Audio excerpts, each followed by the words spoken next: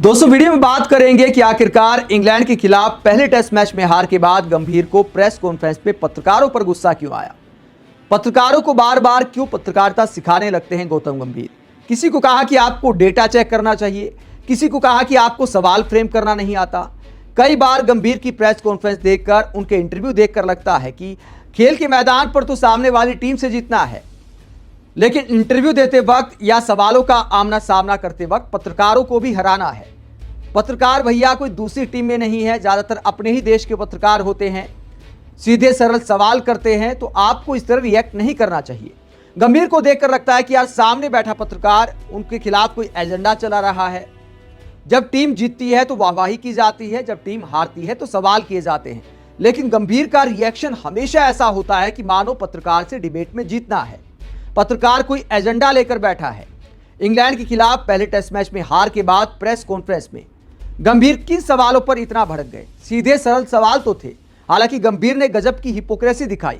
कई बार ऐसे प्रवचन दे जाते हैं और दूसरे ही सवाल में फिर बहाना भी बनाते हैं। हार को लेकर गंभीर ने क्या कुछ कहा, पहले बात करते हैं कि पत्रकारों ने आखिरकार क्या सवाल पूछे जिसे लेकर गंभीर की हिपोक्रेसी सामने आ गई। क्रिकेट फैंस गंभीर पर भड़के हुए हैं, सोशल मीडिया पर गंभीर ट्रेंड कर रहा है और क्रिकेट फैंस कहते हैं कि गंभीर ने टेस्ट मैचों में टीम इंडिया की लुटिया डुबो दी, क्योंकि एक के बाद एक हार का सामना करना पड़ रहा है। क्रिकेट फैंस किस तरह गुस्सा निकाल रहे हैं, उससे पहले गंभीर किस बात को लेकर पत्रकारों पर गुस्सा हो जाते वो आपको बताते हैं। एक पत्रकार ने सवाल पूछा कि आजकल 20 विकेट नहीं मिल पा रहे, गेंदबाजी में आप कहां कमी देखते हैं, जबकि एक ऐसा दौर था जहां विदेशी धरती पर टीम इंडिया जीत रही थी, तब के गेंदबाज 20 विकेट निकाल लेते थे, लेकिन पिछले कुछ साल से समस्या आ रही है 20 विकेट लेने में, खासकर विदेशी धरती पर। तो गंभीर इस बात को लेकर क्या कहते हैं। देखिए, आप जर्नलिस्ट हैं, मुझसे ज्यादा डेटा आपके पास होगा, लेकिन अगर इस टीम को आप देखेंगे तो टीम में ऐसे गेंदबाज हैं जिनमें से एक ने 4 टेस्ट मैच खेले हैं, एक ने 5 टेस्ट मैच खेले हैं और एक का भी डेब्यू नहीं हुआ है, और एक ने 2 टेस्ट मैच खेले हैं। तो ऐसे में हमें उन्हें टाइम देना पड़ेगा। आगे गंभीर कहते हैं 2022 से पहले हमारे पास 4 ऐसे गेंदबाज थे जिनके पास 40 टेस्ट मैच से ज्यादा का एक्सपीरियंस था।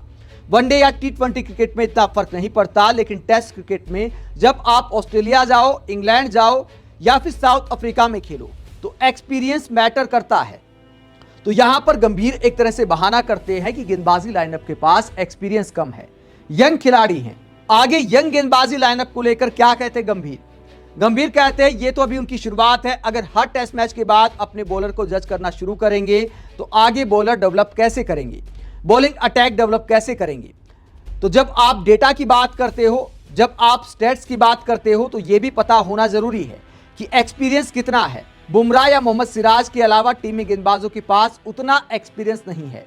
तो गंभीर कहते हैं कि यंग गेंदबाजी लाइनअप है, पहले वालों के पास ज्यादा एक्सपीरियंस था। 2022 से पहले की जो टीम थी उसमें 4 गेंदबाज ऐसे थे जिनके पास 40 टेस्ट मैचों से ज्यादा का एक्सपीरियंस था।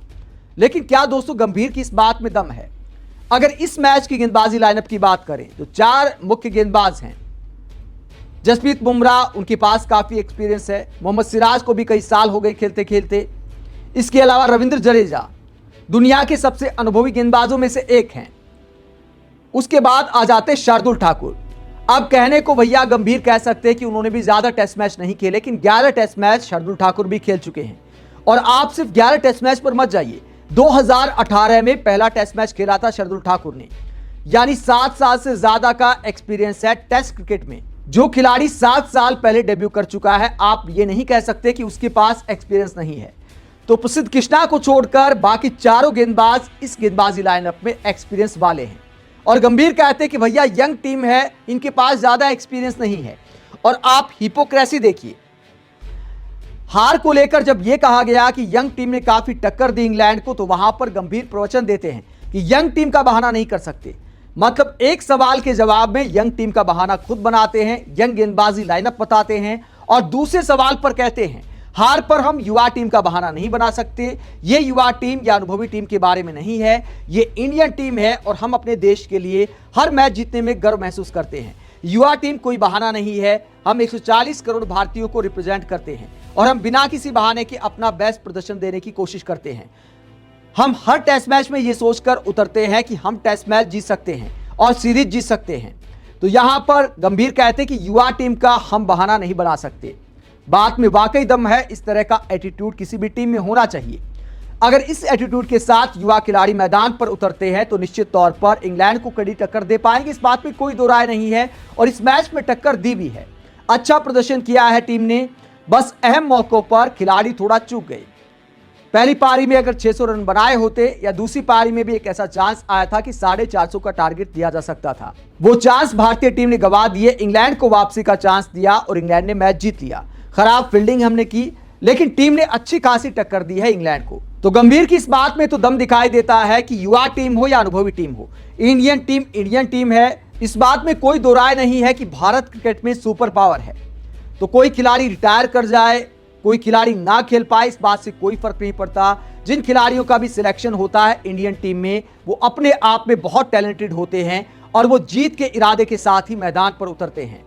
तो गंभीर की इस बात में दम दिखाई देता है, लेकिन फिर बहाना नहीं बनाना चाहिए भैया कि ये युवा गेंदबाजी लाइनअप है, पहले वालों के पास एक्सपीरियंस था। मतलब एक बयान में आप कहते हैं कि युवा हो या फिर अनुभवी हो, इस बात से कोई फर्क नहीं पड़ता। दूसरे बयान में कहते हो कि भैया फर्क पड़ता है, जब ऑस्ट्रेलिया जाते हैं, इंग्लैंड जाते हैं तो फर्क पड़ता है। तो एक बात पर गंभीर को टिकना चाहिए। और दूसरा दोस्तों ये भी बात है कि टीम सिलेक्शन से लेकर कई फैसलों पर सवाल खड़े होते हैं। गंभीर की कोचिंग पर गंभीर सवाल खड़े होते हैं कि T20 टाइप के खिलाड़ियों को क्यों मैदान पर उतार दिया जाता है। शार्दुल ठाकुर का आज उन्होंने बचाव किया। शार्दुल ठाकुर को आखिरकार किस लिए इस मैच में खिलाया गया था, किसी के समझ नहीं आ रहा। ना तो ठीक से बैटिंग कर पाते हैं, ना ठीक से बॉलिंग कर पाते हैं। एक तरफ गंभीर और गिल ने कहा था कि मैच जीतने के लिए 20 विकेट चाहिए होते हैं, चाहे आप रनों का अंबार लगा दो, अगर 20 विकेट लेने वाले गेंदबाज नहीं है तो फिर आप मैच नहीं जीत सकते। ऐसे में अगर शार्दुल ठाकुर को मजबूत गेंदबाज के तौर पर लिया गया था तो कितने ओवर की गेंदबाजी कराई गई। पहली पारी में सिर्फ 6 ओवर कराए गए, दूसरी पारी में भी बहुत लेट से लेकर आए। तो गंभीर इसे लेकर क्या कहते हैं, शार्दुल ठाकुर के सिलेक्शन को लेकर जब सवाल किया गया तो गंभीर ने क्या कहा। जाहिर तौर पर जब आप शार्दुल की बात करते हैं तो उनका थोड़ा कम इस्तेमाल हुआ, लेकिन इसका कारण शायद जडेजा ने बहुत अच्छी गेंदबाजी की। हमने सोचा कि जडेजा हमें नियंत्रण देंगे। शार्दुल ने हमें 2 अहम विकेट दिलाए, जिससे हम फिर से खेल में वापस आ गए। तो मैं यहां बैठकर यह नहीं कहूंगा कि इस लड़के ने अच्छी गेंदबाजी नहीं की या उस लड़के ने अच्छी गेंदबाजी नहीं की। तो गंभीर शार्दुल ठाकुर के सिलेक्शन को डिफेंड करते हैं। उन्होंने कहा कि अगर शार्दुल ठाकुर इस प्लेइंग 11 में खेल रहे हैं तो वो डिजर्व करते हैं। आज 2 अहम विकेट उन्होंने दिलाए हैं, जिसकी वजह से हम खेल में वापसी कर पाए। दोस्तों जिसको भी क्रिकेट की थोड़ी बहुत समझ है वो उन 2 विकेट का विश्लेषण कर सकता है। शार्दुल ठाकुर की गेंदबाजी में कोई दम दिखाई नहीं दिया। मैं ये नहीं कहूंगा कि कम इस्तेमाल किया कप्तान ने, कप्तान आखिरकार कुछ देखता भी है। शार्दुल ठाकुर ने जितनी गेंदबाजी की एकदम बेदम नजर आए। ऐसा नहीं लगा था कि वो विकेट चटका देंगे या बल्लेबाजों को बीट कर रहे थे। बाय चांस लक से 2 विकेट मिल गए। कमेंट्री करने वाले भी कहते कि भैया शार्दुल ठाकुर को लक से विकेट मिलते हैं, ऊपर वाले का आशीर्वाद है, गोल्डन आर्म है। ये सब बातें किसी पार्ट टाइम गेंदबाज के बारे में की जाए तो अच्छी लगती हैं, लेकिन जिसे फुल टाइम गेंदबाज के तौर पर खिलाया गया है, अगर उसके बारे में ऐसी बातें की जाती कि लक के साथ विकेट मिलते हैं तो फिर ये अच्छी बात नहीं है भारत के गेंदबाजी लाइनअप के लिए। शार्दुल ठाकुर की गेंदबाजी में बिल्कुल भी धार दिखाई नहीं दी। जो 2 विकेट मिले वाकई वो भगवान के आशीर्वाद से मिले। बैन डकेट ड्राइव मारने गए, किस्मत से विकेट मिल गया और हैरी ब्रुक ने तो गिफ्ट दे दिया लेग साइड से बाहर जाती गेंद को छेड़कर। तो शार्दुल ठाकुर की गेंदबाजी का कोई दम नहीं था उन 2 विकेट में। कई बार पार्ट टाइम गेंदबाज भी लक के साथ विकेट ले जाते हैं, शार्दुल ठाकुर का भी उतना ही मामला था। यही वजह है कि कप्तान ने उनको ज्यादा ओवर गेंदबाजी नहीं दी। ऐसे में गंभीर अगर उन 2 विकेट के आधार पर शार्दुल ठाकुर की सिलेक्शन को डिफेंड कर रहे हैं तो इस सोच पर हंसी आती है कि एक तरफ तो गंभीर बातें करते, गंभीर तरह तरह के लॉजिक देते हैं, ऐसा लगता है कि भैया क्रिकेट के सबसे बड़े बुद्धिजीवी वही हैं, और दूसरी तरफ बाई चांस मिले विकेट को लेकर कहते कि देखिए शार्दुल ठाकुर ने तो अच्छी गेंदबाजी की थी, 2 विकेट हमें निकाल कर दिए। तो इन बातों में कोई दम नहीं है। जब कोई पत्रकार सवाल पूछता है कि शार्दुल ठाकुर को आपने चौथे गेंदबाज के तौर पर खिलाया, तो इस सवाल पर गुस्सा हो जाते कि देखिए गेंदबाज नहीं है, वो ऑलराउंडर के तौर पर खेले हैं। अगर शार्दुल ठाकुर ऑलराउंडर है तो फिर हार्दिक पांड्या और बेन स्टोक्स को क्या कहेंगे। ठीक है, शार्दुल ठाकुर के एक आध बार लप्पे लग जाते हैं, वो अलग बात है। आप ये कह सकते हैं कि शार्दुल ठाकुर एक ऐसे गेंदबाज हैं जो थोड़ी बहुत बल्लेबाजी करना भी जानते हैं, लेकिन आप शुद्ध ऑलराउंडर के तौर पर प्रेस कॉन्फ्रेंस में ये नहीं कह सकते कि भैया हमने तो ऑलराउंडर के तौर पर खिलाया था। और गंभीर की इसी सोच को लेकर क्रिकेट फैंस गुस्सा हो गए हैं कि ऐसे ही फैसलों ने टीम सिलेक्शन ने टीम की लुटिया डुबो दी है टेस्ट मैचों में। क्रिकेट फैंस ट्रोल करते हुए क्या कहते हैं कि इंग्लैंड में हारे तो कहते कि बदलाव का दौर है, बॉर्डर गावस्कर ट्रॉफी में हारे तो कहा गया कि सीनियर खिलाड़ियों को अब रिटायर कर जाना चाहिए, न्यूजीलैंड के खिलाफ घर में हारे तो कहा गया कि यार 12 साल में तो एक आध बार हो जाता है। तो इस तरह के बहानों को लेकर क्रिकेट फैंस गौतम गंभीर को ट्रोल कर रहे हैं। कोई कहता है कि गंभीर की जगह लक्ष्मण को कोच बनाया जाना चाहिए था।